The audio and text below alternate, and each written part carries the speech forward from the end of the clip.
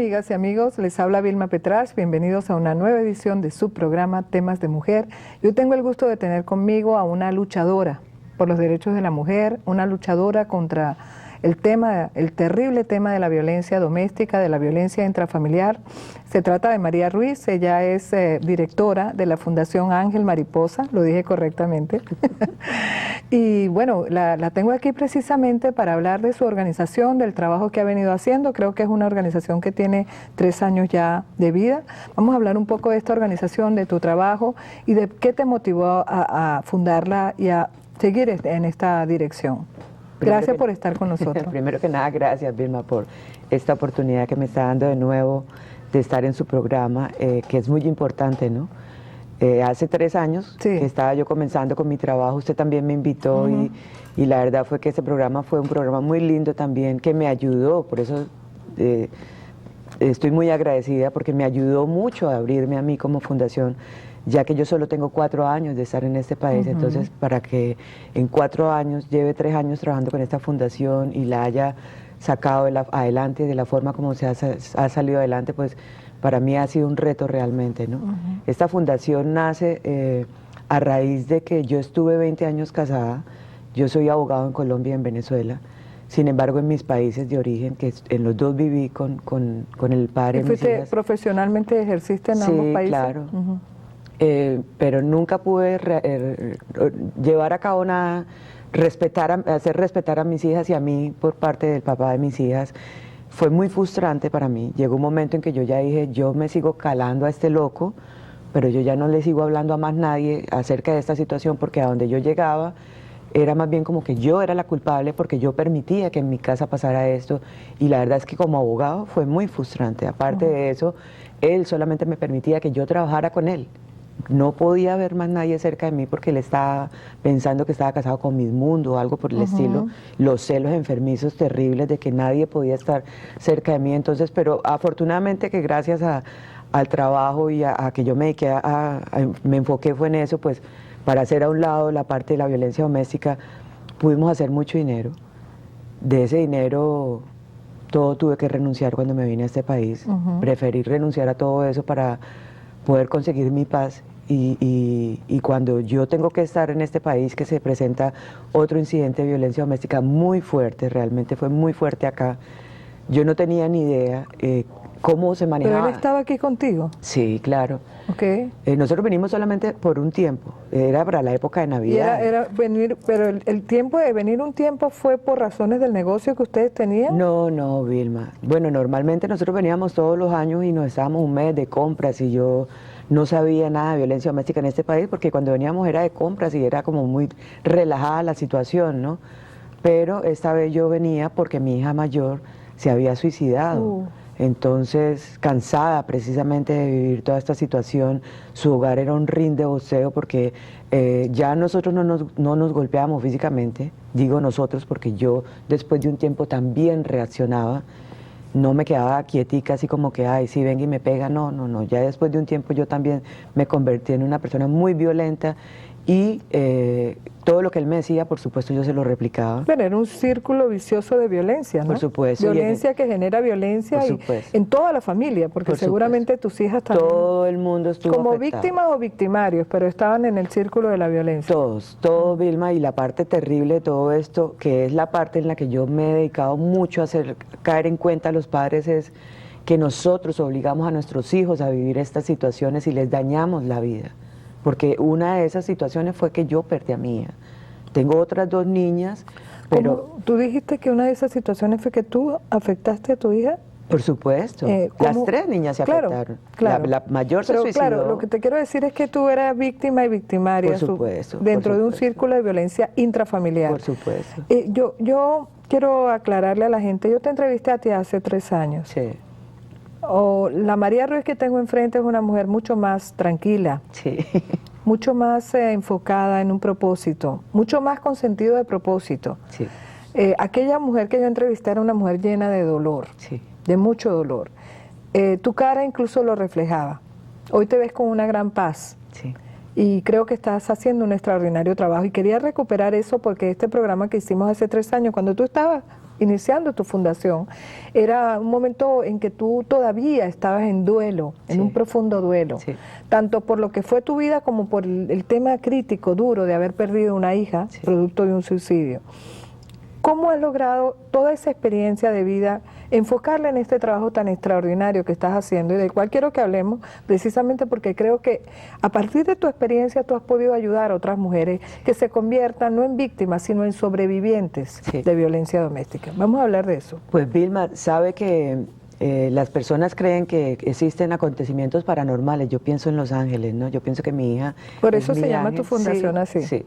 Vamos a dar un poquito esa historia. Sí. Mi hija es mi ángel, mi hija... Todo comenzó cuando la fuimos a enterrar a la niña, apareció una mariposa que se estuvo con nosotros 4 años. Y, perdón, 4 horas, que fue algo que fue... que me despertó a mí mi parte espiritual realmente, ¿no? Porque... después, cuando yo llego a este país, empiezan a acercarse y a llegar a mi vida una cantidad de personas, una cantidad de acontecimientos y de situaciones que yo decía, wow, pero esto parece como que es mi hija la que está detrás de todo esto, ¿no?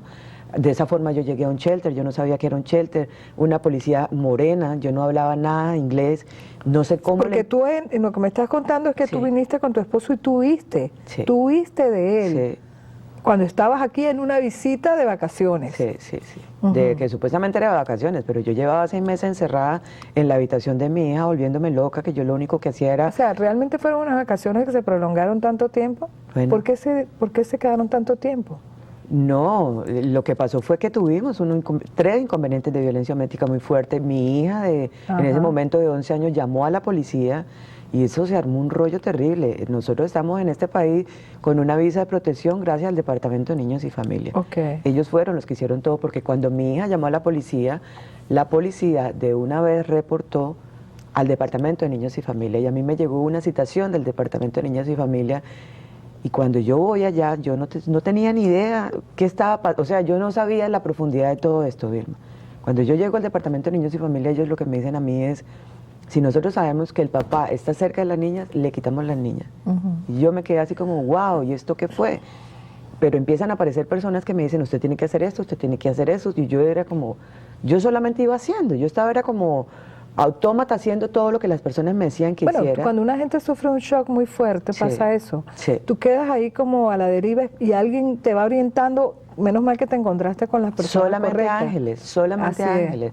Porque todo lo que las personas me decían que yo tenía que hacer, yo lo iba haciendo. De esa forma yo llegué a Resolution Trauma Center, que es una organización acá en Miami que atiende víctimas de violencia doméstica completamente gratis.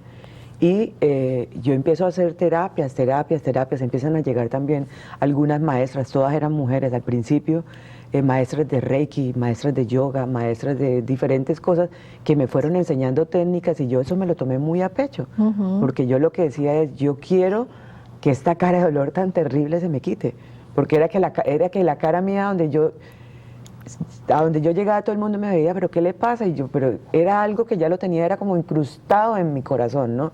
Y eso no era lo que yo quería, porque yo veía que mi hija lo sentía, que mi hija realmente está en cada momento de mi vida apoyándome. Entonces, ¿cómo podemos hablar de muerte? Seguramente yo no la puedo ver a ella físicamente como antes la veía, pero yo sí la siento a ella todo el tiempo. Entonces, yo me fui sanando, por supuesto. Yo ahora soy fanática número 1 de la meditación, del yoga, de todas estas ciencias holísticas. Entonces yo lo que hice fue que a partir del año pasado, ahorita estoy terminando con mi segundo grupo, creé unos grupos que se llaman Mujer Mariposa, que no solamente son para víctimas de violencia doméstica, son para todas las mujeres, porque normalmente todas nosotras tenemos una historia de violencia que no tiene que ser doméstica, pero sí es violenta. Eso es lo que te quería apuntar, no quiero desviarme del propósito, yo te quería preguntar eso dentro de la evolución de la organización, porque yo sí creo que hay una violencia de género muy grande, donde la violencia doméstica es el core, el corazón, pero que realmente se proyecta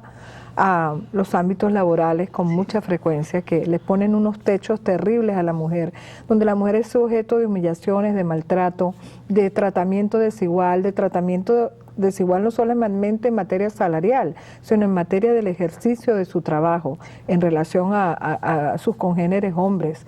Y yo creo que toda esa parte, digamos, la mujer a veces no tiene la orientación, los mecanismos, las herramientas para enfrentarlo, y normalmente lo peor de todo esto es que muchas veces las grandes enemigas de otras mujeres son mujeres, las que les bloquean el camino a las mujeres, las que no son cooperativas, las que no hacen ese grupo, esa solidaridad necesaria para crear el piso o por crear las bases de un rompimiento de un paradigma, yo diría de opresión del concepto de lo femenino, en el mejor sentido de la palabra, y donde probablemente empieza desde la relación familiar, porque cuando el hombre se apropia de la mujer, el solo hecho de que para tú casarte, María, tengas que perder tu apellido en muchas sociedades, y alguien le dice que aquí no es igual, no, aquí pierdes hasta el nombre. Por ejemplo, si te casas, te eres Mrs. Robert Pérez, por ejemplo, la señora de Robert Pérez, pero por Dios, momentico, tú sigues siendo la señora María Ruiz. Claro. Pero y en nuestros países el de, que es una cuestión de posesión que es denigrante, porque si tú eres de, él también es de, o sea, ambos son de, porque se casaron, hicieron un voto de fidelidad mutua a través de la relación del matrimonio. Lo que te quiero decir es que hay una distorsión desde el principio mismo de la concepción de la relación hombre-mujer, que después se trasciende al resto de la sociedad y que las mujeres lo asimilan, lo internalizan. Por eso es importante, creo, que el trabajo que puede hacer una fundación como la tuya, ¿no? Sí, bueno, yo todo el tiempo estoy buscando los recursos para seguir adelante con estos grupos para mujeres, porque las cosas que yo me encontraba ahí, Vilma, son impresionantes. Impresionante. Impresionantes. Hay unas historias de unas mujeres, de que la mamá, de que el papá, de que el hermano, cosas tan terribles y tan dolorosas, que yo digo, necesitamos sanar nosotras, necesitamos. Yo tengo un eslogan ahora que dice, si la mujer sana, el planeta sana. Esa es la única verdad. Si yo sano, Vilma, si usted sana, si todas nosotras sanamos, dejamos de competir entre nosotras, nos apoyamos entre todas nosotras, nos amamos a nosotras mismas, nos respetamos a nosotras mismas. No permitimos que nadie nos venga a hacer daño, y es más, ¿quiénes son las que crían a los...? Déjame hacerte una pregunta, y repito, no quiero desviarme del propósito, pero creo que estamos yendo al grano del core de la situación. Yo la semana pasada enfrentaba a una persona que me decía que nosotros tenemos que cambiar los códigos comunicacionales, porque a veces tú le dices a alguien, a una mujer con la cual tú trabajas, y muchas veces puede ser coworker, tú sabes, o que tú eres la jefe de esa persona, y tú le dices algo, hay como un rechazo al liderazgo femenino, entonces tú le tienes que decir las cosas de otra manera. Ahora, si se lo dice un hombre, ella lo acepta sin ningún problema. ¿Qué es lo que pasa allí? ¿Por qué el código comunicacional, incluso entre mujeres, es tan, yo diría que hasta tiene elementos de agresión? Porque tú tienes el deber, por ejemplo, de decirle algo a una persona que es tu subordinada, y la persona se molesta, pero porque la autoridad viene de otra mujer. Si viniera de un hombre, entonces es diferente. ¿Por qué ocurren estas cosas? Bueno, Vilma, yo creo que esto es algo que ha venido sucediendo a través de la historia, ¿no? Esto es algo que nosotros hemos venido trayendo como cadenas generacional. ¿Quiénes son las personas que han creado a los hombres machistas? Nosotras, las mujeres. Bueno, somos las transmisoras de valores. Mira, yo tengo 2 hijos varones y yo sé lo que tú me dices. Yo hago todos los días que ellos que hagan cosas que... cuando ellos dicen, mamá, pero tú eres la mamá, y tú eres la mujer, porque no lo aprenden de mí, lo aprenden del entorno. Le digo, no, aquí esto es un equipo, un trabajo de equipo, y esto lo mantenemos entre todos, pero mamá es la proveedora también de este hogar, y aquí hay colaboración, o simplemente no hay beneficios. Yo pienso que por las raíces que han ocasionado toda esta situación tan desagradable se remontan en historia, ¿no? Vamos a hablar de iglesia, no vamos a hablar de religiones y cosas, porque todo eso ha tenido que ver. Lo que yo pienso que sí es importante es que eso en este momento sí se está cambiando. Por ejemplo, usted está diciéndonos su situación en su familia. Cada una de nosotras está tratando de hacer, no todas, pero un grupo fuerte, estamos tratando de hacer algo como lo que usted está haciendo, que es muy importante, porque son pequeños pasos, pero cuando los sumamos, cuando somos varias mujeres, muchas mujeres, las que estamos tratando de dar un cambio dentro de la sociedad, va a llegar un momento en que las cosas van a ser completamente diferentes. Por eso es que pienso que es tan importante seguir desarrollando estos grupos para mujeres, porque aparte que les damos un espacio completamente sagrado y seguro en donde ellas pueden manifestar cada una de sus situaciones dolorosas que les ha ocasionado a ellas tener unas vidas tan terribles y tan miserables, entonces esto va a promover que nosotras podamos tener otra clase de mujer, que es lo que realmente necesita el universo para poder hacer los cambios necesarios que se necesitan desarrollar. ¿Cómo aconsejarías tú, en dos niveles, la mujer que está pasando por una situación, porque muchas veces no se percatan, Sí. ni de la violencia familiar o, porque a veces sufren los dos tipos, la violencia laboral? O sea, ¿cómo le ayudas tú desde tu fundación y desde tu propia experiencia y la experiencia que te dan también los casos que has ayudado a estas personas a que detecten, a que sepan que están siendo víctimas de la violencia intrafamiliar o de la violencia laboral, por ejemplo? En el caso mío, con la Fundación Vilma, ya llegan las mujeres conscientes de que son víctimas de violencia doméstica. Ya llegan mujeres que son sobrevivientes de violencia doméstica. En la ciudad, gracias a Dios, yo creo que eso es muy importante, no solamente en la ciudad, en todo el país, en Estados Unidos.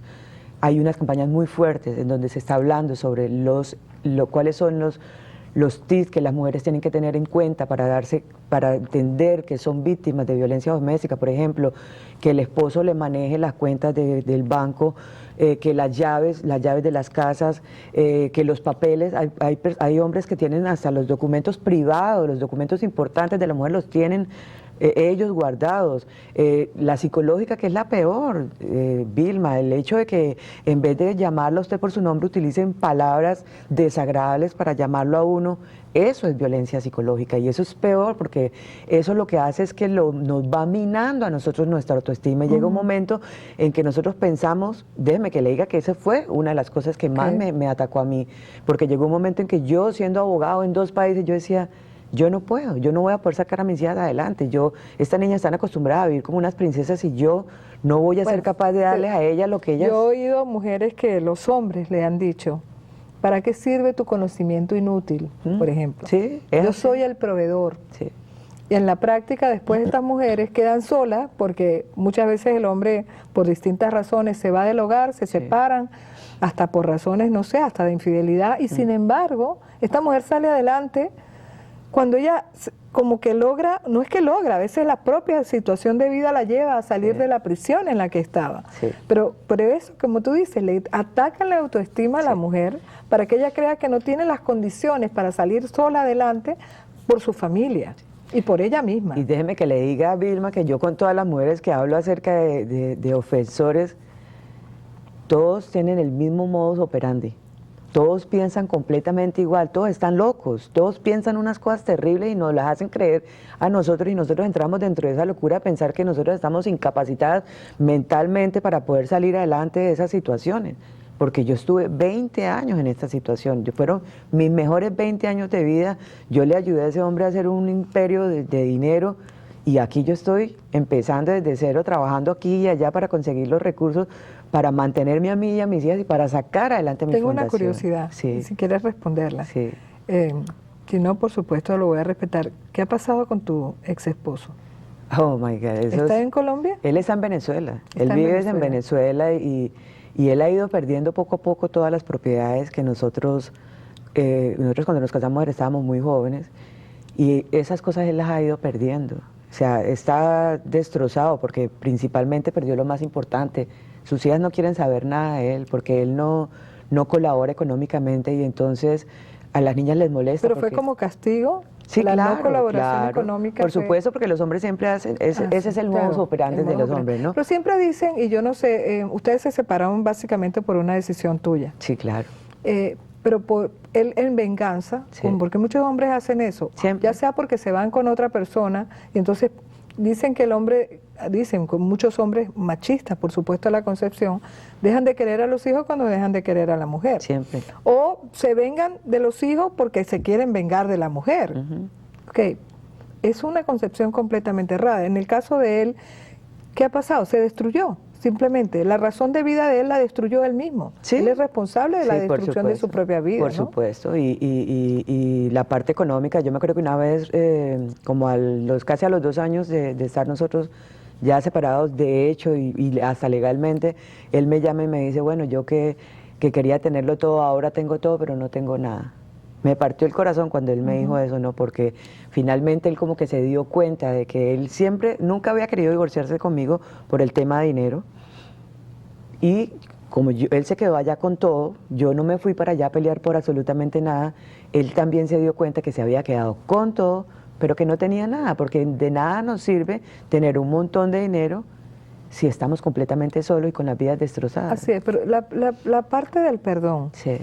porque yo creo que, no dudo que él haya querido buscar la manera Sí. de volver, pero cuando uno sabe que hay un patrón disfuncional en la persona, que por distintas razones necesita dominar, controlar, torturar, Sí. humillar, etcétera, etcétera, entonces no había vuelta atrás. Hay relaciones que se rompen, punto. Pero en el caso del perdón, Sí. ¿tú has logrado perdonar a esta persona? Esa es la parte más importante, Vilma.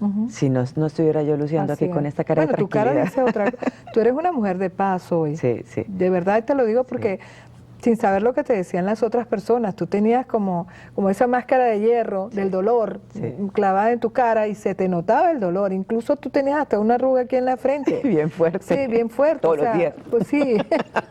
Lo que quiero decir que esa cara fruncida, esa cara de amargura, hasta tu forma de hablar era diferente, porque hablabas con rabia. Con rabia, exacto, con rabia. Y se sentía una actitud autoritaria, aunque no lo fuera, era la rabia que tenías contenida. Sí. Es otra cosa hoy. Sí. Y yo creo que sí, era la parte más importante perdonarlo a él, Vilma, y entender por qué él actuaba de esa forma. Y bueno, él sigue siendo la misma persona, porque él no entró en ese proceso que entré yo. Sin embargo, yo, gracias a Dios, puedo entender que él también es una víctima de víctimas, porque sus padres que están vivos son personas árabes, se mantienen en un círculo de violencia doméstica terrible y él creció y él todavía lo está viviendo. Entonces, para ellos eso es algo completamente normal. Entonces, finalmente yo lo que digo es, para mí fue un maestro de las cosas que yo no debo hacer. Okay. Déjame hacerte una pregunta. Nos quedan 5 minutos, pero quiero aprovechar efectivamente este tiempo con relación a lo que estás haciendo ahora para otras mujeres y porque además tienes un lindo proyecto, Mujer Mariposa, que no solamente se debe al tema de la violencia doméstica, sino a la violencia en el sentido más amplio y cómo ayudar a las mujeres. Y además tienes un proyecto de programa radial que espero poderte ayudar a realizarlo. ¿No? Cuéntanos un poco de este proyecto. Bueno, pues precisamente, Vilma, por el contacto que tengo yo con las mujeres, por las cosas que están sucediendo, es muy difícil salir adelante cuando uno quiere salir de la violencia doméstica. Por eso, desde el año pasado, realmente he querido sacar este programa radial adelante, porque sí pienso que las mujeres necesitan ser guiadas dentro de este proceso. ¿Qué tipo de guía les vas a dar? Es sobre todo que sepan cómo se debe manejar uno en un shelter, porque los shelters son repúblicas independientes, allá no puede entrar la policía. Dentro del shelter lo que sucede es ahí y más nada.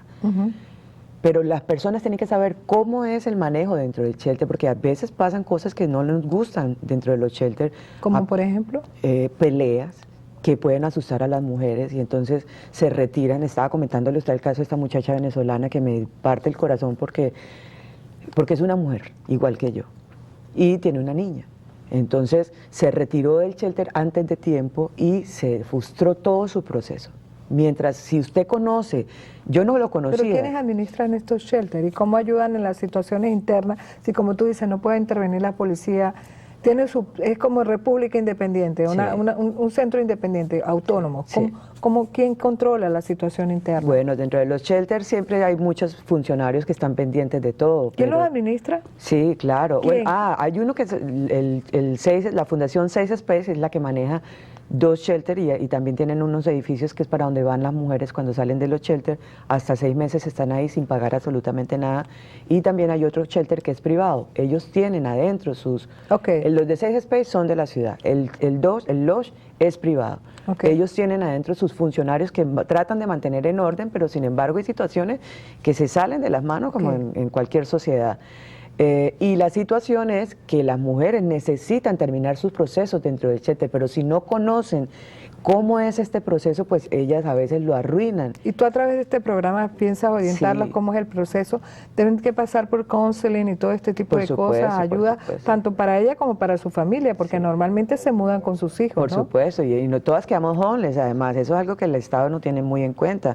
Todas nosotras quedamos homeless, ninguna tiene casa, todas salimos con la ropa que tenemos puesta y eso es todo. Y luego, entonces, la mayoría de estas mujeres, que es la parte que más me duele, como mujer y como latina que soy, es que la mayoría de estas mujeres latinas están indocumentadas, no conocen el inglés, son pobres y tienen que salir a la calle a bregar con unos niños, entonces normalmente tienen que terminar con sus parejas de nuevo, porque no hay otra alternativa. ¿Les Entonces, ayudan ahí, por ejemplo, en esos shelters a buscar trabajo, a buscar horizontes? ¿Qué tienen que hacer? no, en el shelter a nosotros lo que nos ayudan es a sanar nuestras heridas hasta Claro. cierto punto. La parte emocional, La para parte poder enfrentar emocional, la vida de ahí en adelante. pero salir a buscar trabajo, por ejemplo, para las mujeres que están indocumentadas, ellos no lo pueden hacer. En esa parte ellos no se involucran. Entonces esa es una parte que yo quiero llevar adelante en mi programa, ayudarlas a ellas a buscar sus trabajos, así sea en casas de familia, porque por el hecho de que estén indocumentadas no significa que no cuentan en este país, comen Así y es. tienen hijos. Entonces Así es. hay que ayudarlas a ponerse en algunos lugares a trabajar,